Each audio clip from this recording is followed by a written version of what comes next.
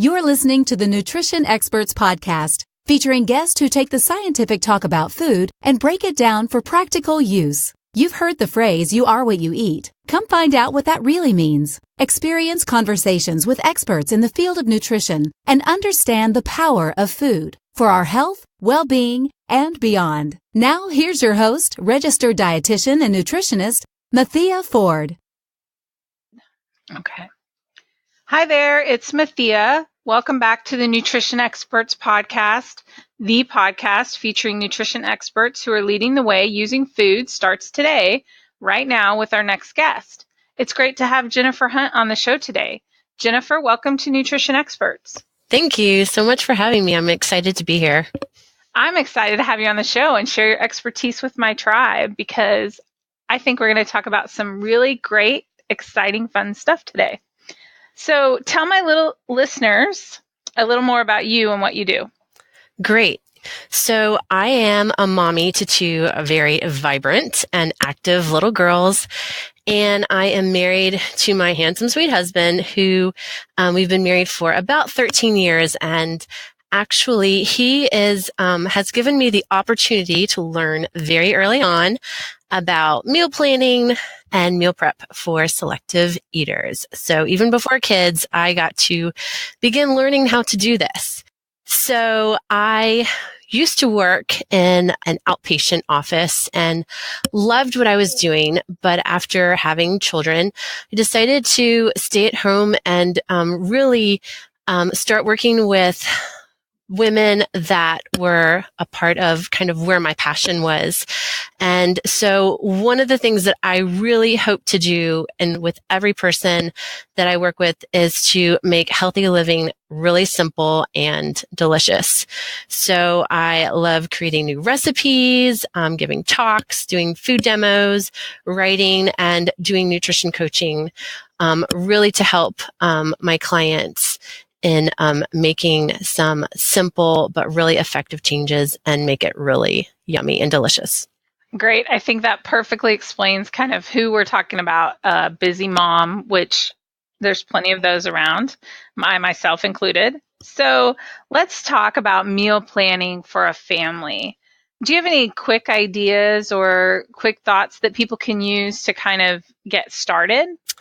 Yes. So I think that one of the things that tends to be one of the biggest challenges when we're meal planning is trying to please everyone.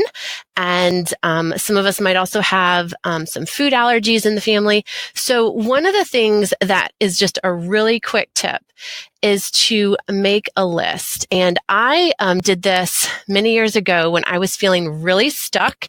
I felt like we were just eating the same foods over and over and over again. And that was really frustrating me. And so what I did was I just sat down and I started thinking up, what does my family actually like to eat? And at first you start with probably some of the maybe basics that you might think of, like tacos or spaghetti, or hamburgers. And then as I kept thinking, I was actually writing down more and more. And so when I originally was kind of feeling like we were eating the same things every week, I found there was probably a list of about 20-ish meals that we actually enjoyed together as a family. And that was really enlightening and encouraging because I was feeling so stuck. And so instead of having a week's worth of meals that we were eating, feeling like we were eating every week, we actually had probably several weeks of meals. And I was just not remembering some of those other options that we actually liked. So that's one idea. I think maybe another idea is to think about if when we're making meals that we really don't have to please everyone with every single food that's on the plate. One other thought is that if we're sitting down to kind of create a meal plan, try to get at least 2 or 3 items at that meal that everyone is going to probably eat. And instead of trying to make sure that everything at the meal is appealing to everyone. I know that when, as a mom, I want to create or I want to raise adventurous eaters. And in order to do that, I have to continue to expose them to different foods and unfamiliar foods and ones that maybe they declined months for the last few months. But I have to continue to keep exposing them to those foods, or they probably aren't going to actually eat those foods. So when I think about kind of like making sure there's a couple of things on the plate that pleases everyone, but it doesn't have to be that the entire meal pleases everyone every single week. And sometimes that also is as simple as making sure there's maybe a fruit at the table if they like certain kinds of fruit. And even milk, because milk is such a nutrient-dense food, could even be considered one of those items on the tray. Another thing that I've also discovered is that kids sometimes like to kind of build their own types of meals. When we maybe decompose certain meals and instead of let them kind of build it themselves, they may not put everything on their plate or in their bowl that we would ideally want them to, but it gives them a little sense of power and being able to kind of control, and because otherwise they may have just said, no, I'm not into eating that meal at all. I found that with little ones, sometimes chili or soups or things that just have a lot of ingredients in them can feel kind of scary or overwhelming for them. And so when we start to think about making meals that maybe are a little bit more have separate items or that they can build and create themselves, it can make the meal a little bit more appealing to everyone in the family. Oh, I love that idea. My kids love going to Genghis Grill, which I don't know if you have that in South Carolina, but basically you go down a line and you pick your meat and you pick your vegetables, and they love going to that because they get to pick and they get to assemble their own meal, and they usually pick 2 or 3 vegetables, and I'm happy that they, get a little bit of variety, but they like going there because they don't have to pick off the menu. They know what they're going to get. So that's a great point. And you can do that, with tacos, or if you're making quesadillas, you can even do that with things like spaghetti, where you just keep like the meat or the meatballs or the chicken separate from the sauce and the noodles. And maybe you have broccoli that you could put into the bowl, or spinach or something like that. And so there are a lot of meals with just a little bit of thought. We could probably keep some of those items separate so that they can then kind of build their own and kind of create their own little masterpiece instead of it just being something that's kind of served to them. That's great. So I understand you have like a quick walkthrough or a 5-minute meal plan. So will you tell us a little bit about that? Yes, definitely.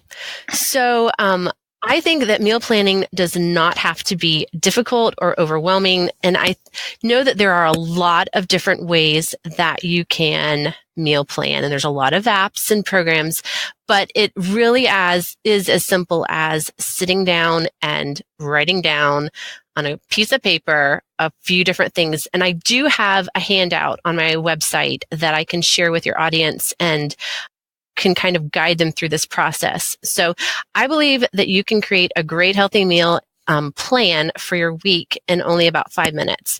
The first thing that is really important, and that I think that sometimes we skip, is we need to look at our week or our calendar. What I was finding when I was working with a lot of individuals is that they were creating these idealistic meal plans, but they weren't necessarily in line and complementing their week. And so if they had a crazy day, but they were trying to make a new recipe or something that took just more than 20 minutes, it was just not working. And then they were feeling like they just kind of failed. And so we don't want to create meal plans that make us feel like we can't do this. So it's really important to just spend 1 minute to review your calendar. And certainly if you have a spouse, to look at their calendar as well. So that way you can anticipate, if you've got kids that are in soccer or dance, or if you know that you've got a work meeting that could potentially go late, or if there's anything that is going on during the week that you need to be aware of. Maybe you have some guests coming in at the end of the week. And so that way you can make sure that you're creating a plan that revolves around what's going on in your life. So that is the first thing you want to do. And just spend 1 minute, take out your phone or your calendar, however you do that, and look at your calendar. The second minute, you're going to actually spend looking through your pantry and fridge. So you just want to get up, glance through what's in your refrigerator, maybe what's in your freezer, what's in your pantry. Certainly, if you have any produce or any meat that you're wanting to use up and you don't want to go bad, that is what you're kind of looking for. Also, maybe quick things that you can throw together that you've just already got as maybe staples in your pantry. A couple of weeks ago, we were going to be going out of town, and we had bought some Brussels sprouts that were actually on the stock because my 3-year-old thought that was so cool, and I was going with it, and we were going to, cook those up. And so that was something where I needed to use that up so that we, didn't go out of town and leave that. So just look for things like that. So that's a second minute. You just want to glance through your pantry and fridge. From the third and fourth minute, you want to go ahead and choose your recipes. And this is where you can go back to that list that you've maybe already created that are some of the family favorites and look at what are some of those recipes that you want to insert into your week. And so now that you know what's going on with your calendar, you can kind of look at how many days a week do we want to have leftovers? Is there a night or two or that we're going to be eating out? Is there a day that would be a better day for us to do a slow cooker meal? Or is there a day that we want to do a quick stir fry or use some things that are in our freezer? Or maybe you've already got something in your freezer that you just need to take out and defrost. So that allows you to kind of insert those recipes in. One thing that I do find is that most of us cannot commit to doing more than about one new recipe a week. And for some of us, that still might be too much, depending on your week. I encourage moms and whoever is doing the meal planning not to get too excited about adding new recipes in. It is great to add some variety into our meal plan. And even if you just add one a week and over the course of a year, that's about 50 new recipes. And that is a whole lot of variety. But I do find that because new recipes take more time, we can't go into autopilot and create those recipes as easily. And then for the last minute, what I think is really important is that we post it. And for many years, this was something that I just did not do consistently. And I found that our meal plan would kind of just fall apart. And I'd be like, oh yeah, what are we making? And then when I don't have that kind of already locked in my brain, we would just look for another easy alternative. And we all know what some easy alternatives can be. So just literally posting it can also remind us if we're needing to take something out of the freezer the night before or defrost something. And it also, if you do take a little bit of time on a day, whether it's a weekend or even an evening where we do a little extra meal prep, we can just glance at what's coming up in the next week and determine, oh, hey, I'm already in the kitchen. I'm making dinner tonight. I'm going to go ahead and make quinoa for 2 nights in the future, or I'll go ahead and chop that extra onion and just put it in a container so that it's ready to go on Thursday. So it can really kind of help us also in looking ahead and kind of doing a little extra prep for ourselves if we have that time available. Like we have activities a couple nights a week, and I know, okay, if we're going to end up having to eat out that night, or no, okay, if I make this type of thing, we can take it with us. Somebody can eat it when they get home from school, that type of thing. And posting it, absolutely, because my husband loves to ask me what's for dinner and see the blank look on my face. Yes. So, yeah, so it avoids that a little bit.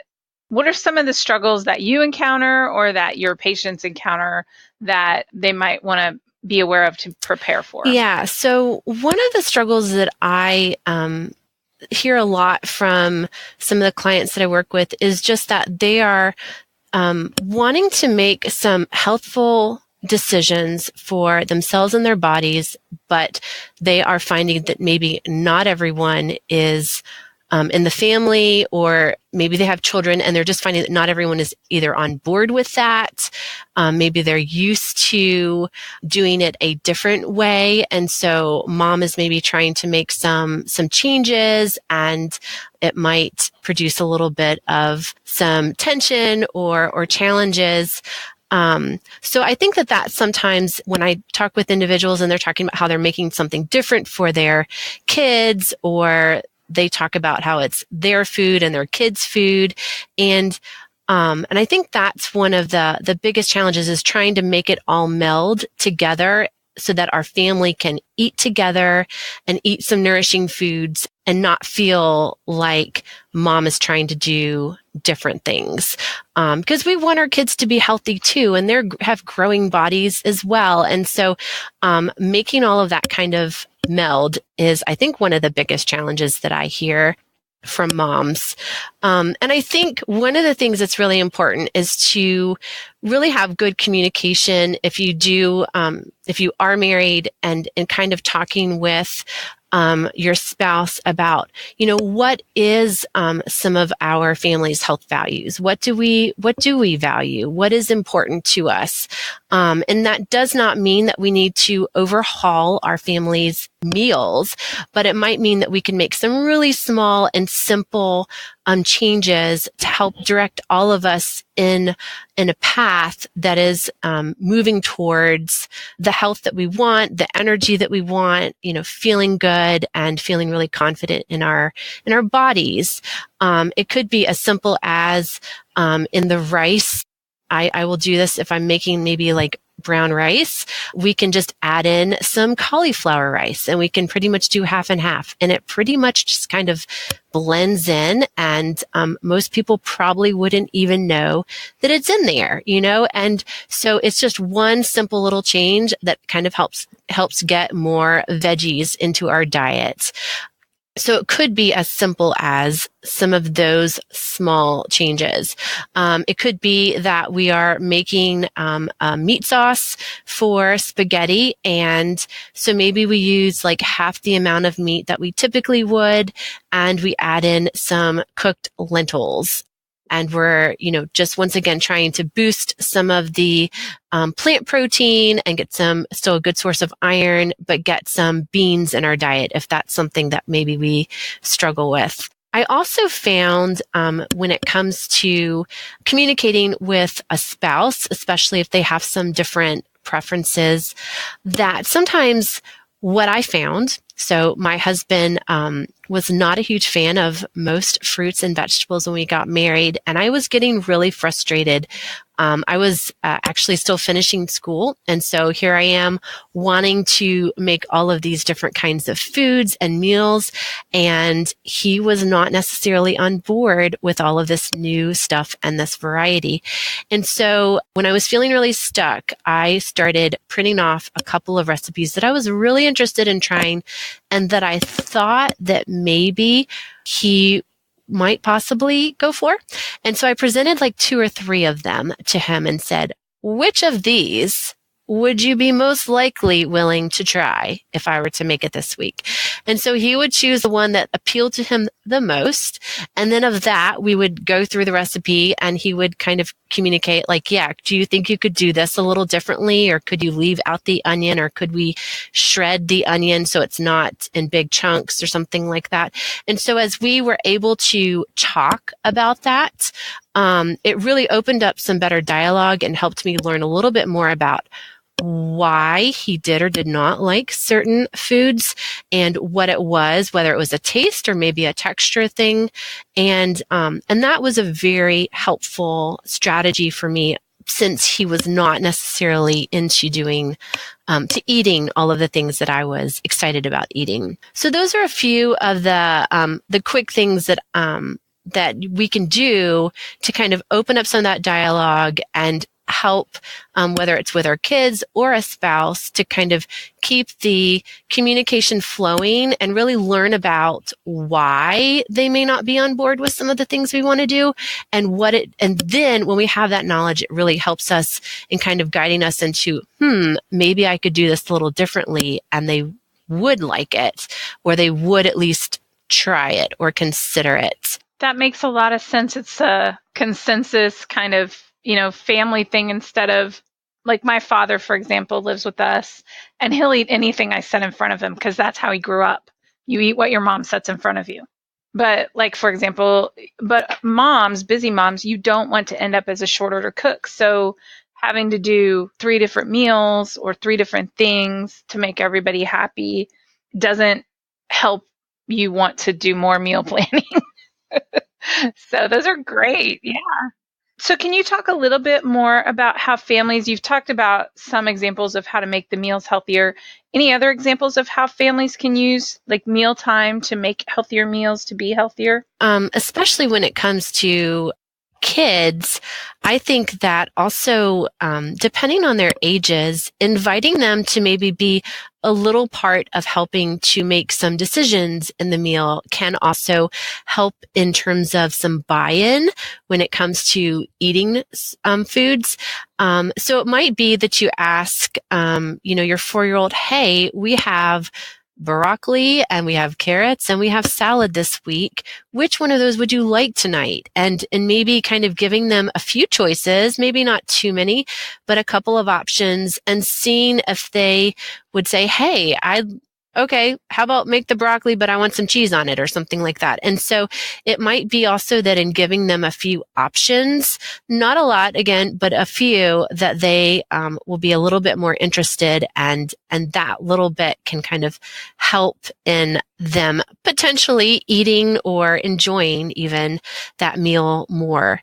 I think it's also just, thinking about like the rainbow. You might think about how can we make our plate a little bit more colorful, and maybe talking about that with your kids, just kind of, we don't have to get into details, but the idea that we want to eat different colors because there are different nutrients in those variety of foods, and kind of saying, hey, how could we get a more colorful plate tonight?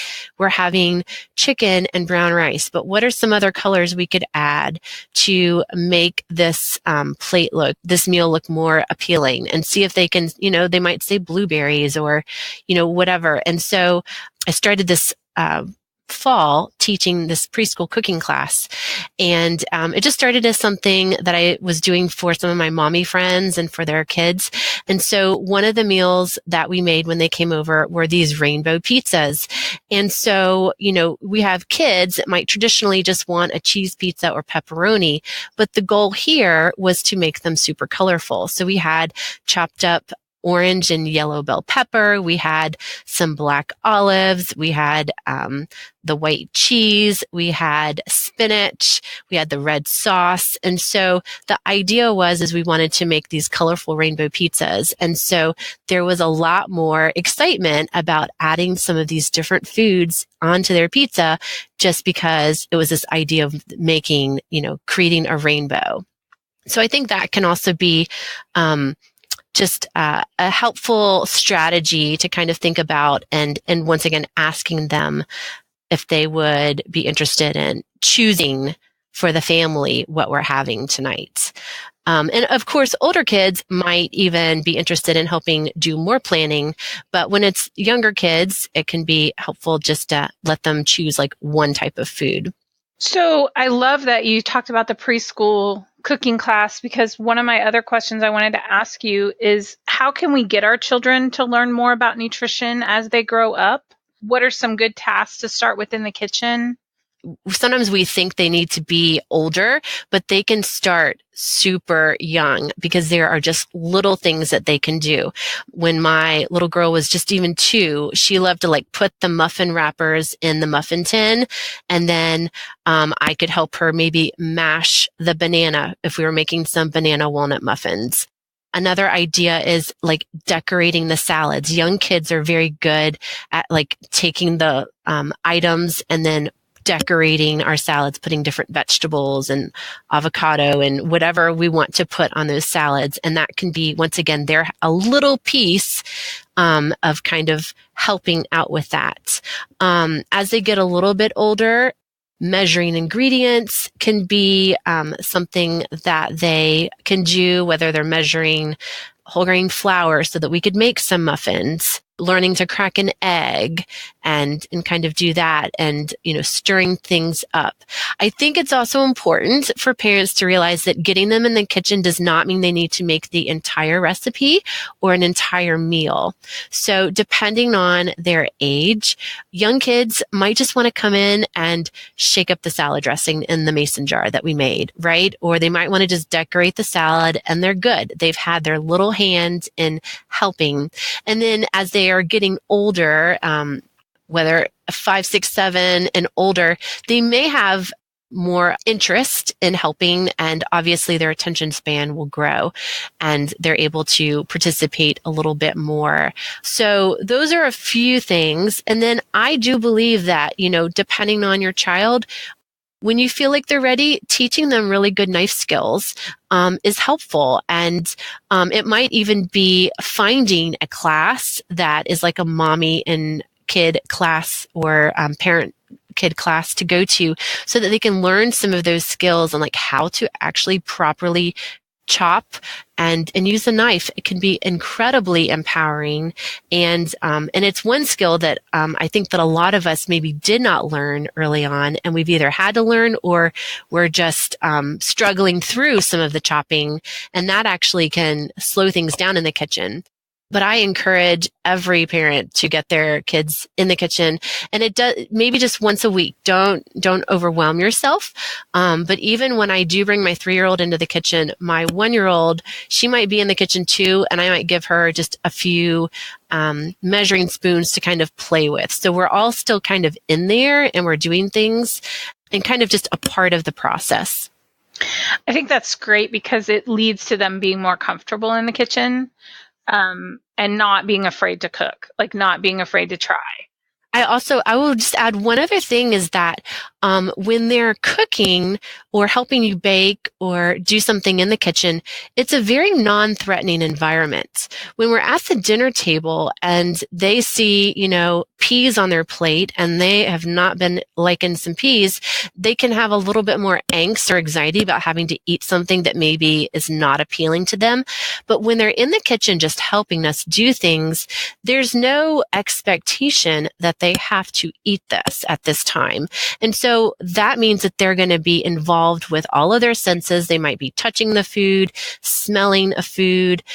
They might want to taste something, but they're able to kind of get in there and do something and get involved and become more familiar with certain foods without there being any expectation of having to put it in their mouth. And that can be a very helpful thing. That makes a lot of sense. So I know you mentioned you work with busy moms, and we've talked a lot about meal planning. What are some of the other big issues that you help patients deal with as busy moms? I think that one of the other obstacles that I've heard from a lot of moms is that sometimes it feels like every meal we're still on, and it is hard to be able just to sit down and be mindful and to eat our food and eat until we're satisfied.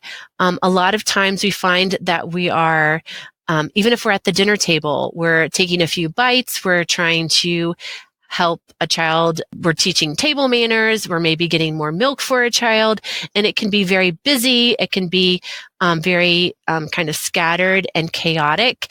And this, especially for those that are stay-at-home moms, this might happen for breakfast, lunch, and dinner, and it can feel very frustrating for them because they are trying to make sure that they're nourishing their bodies and eating until they're satisfied and being mindful of their body signals, but there's a lot else going on in that particular environment. And actually, what I have found in working with women is that bedtime kind of snacking and eating is very common, and that's partly because it's finally our time to sit down and enjoy something that we actually want to eat, and to actually kind of feel like, we've we've worked hard and we've done a good job for the day, and it's finally kind of our time to sit down. But if we're not careful, then that's also a time when we're not being as mindful because we're wanting to maybe zone out. And that is just something that I have found that is a common obstacle for a lot of women, is kind of that late evening snacking, maybe after we've put kids to bed and such. And that is something that I have found personally, is that I get frustrated that I can't always sit down and just enjoy a meal and eat until I'm satisfied, and that I'm going in a lot of different directions. Reconnecting with our bodies and learning to be more mindful, it is a process, but I do find that is something that I work a lot with individuals in kind of understanding what that looks like. What does it really look like and feel like when I'm satisfied? And how do I go about doing that? So I think that is a big obstacle, but learning to kind of stop and take a few deep breaths and ask ourselves some questions, and just also get curious. A lot of us have maybe a habit or behavior that we're not thrilled about, and it's easy to feel guilt or shame about that particular habit. But if we kind of take a step back and just get a little bit curious about maybe why something keeps happening, or why we find that we're going to the same thing over and over again, it can be really helpful and enlightening and help us identify if there's maybe an emotion that's tied to that, or some anger or resentment that's tied to that. Because I think a lot of times we use restriction and diets to help transform those habits that we do not like a lot, or that we're not thrilled about. But if we have not really identified the why, and we haven't really gotten curious and understood maybe why we're doing this again and again, then we really can't transform that habit. We might be able to restrict ourselves for a time, but that's really not an effective method for really getting free and feeling good about our health. That's something that I didn't even think of, but that's a perfect example. Speaking of eating mindfully and eating food, what is your favorite food? So that is a hard question. And I think probably depending on when you ask, I might say something different. But something that I am loving right now is I have a recipe for these chocolate chip Blondie bars on my website, and they are delicious. I did a talk and a cooking demo at a local gym the other day. And so I made the recipe to share with them, and then I demoed how to make the recipe, came home and cooked it in my own oven again. And so I got to enjoy it, and it was so good. And the great thing is that they're actually fairly low in sugar and added sugar, because we use dates, we puree dates and use that as the primary sweetener. And then of course there's some chocolate chips that have some sugar in them. And the base of them is actually made from chickpeas or garbanzo beans, but I guarantee you would never know if I did not tell you. And so they are gluten-free for those that need to follow a gluten-free diet, but they are absolutely delicious, and they are great warm out of the oven, and it's amazing also cold because it tastes like cookie dough. So that is probably a recipe that I am loving right now. But if you asked me on another day, I might have told you salmon, because that is probably one of my favorite foods. And recently I was really craving beets. So we got some of those at the store recently as well to roast up. Those are a few of my favorites. Well, I think I'll be heading over to your website shortly after this podcast to get that recipe for those chocolate chip cookies. So Jennifer, thank you so much for being on the podcast today. It was a pleasure to have you on the show. I know my listeners learned a lot about meal planning, and especially with a busy family and activities. So if listeners want to connect with you, what's the best way to do that? Yes. So thank you so much for having me. I really appreciate it, Mathea. and I love sharing with your audience. If they want to find me, they can find me at my website, which is healthy-inspiration.com. They're welcome to email me at jhunt.nutrition@gmail.com. And then, of course, they can find me on Instagram and Facebook, and that's at Jennifer Hunt Nutrition. So I would love to connect with them and hear more about some of their challenges and continue to just encourage and inspire them on their health journey. Well, guys, this has been another great episode of the Nutrition Experts Podcast, the podcast that is all about learning more so you can do more with nutrition in your life. You've just listened to an episode of the Nutrition Experts Podcast. Be sure to get more information about this week's episode at www.nutritionexpertspodcast.com. Tune in next time for another great conversation with a nutrition expert and expand your personal knowledge in the field of nutrition, one conversation at a time.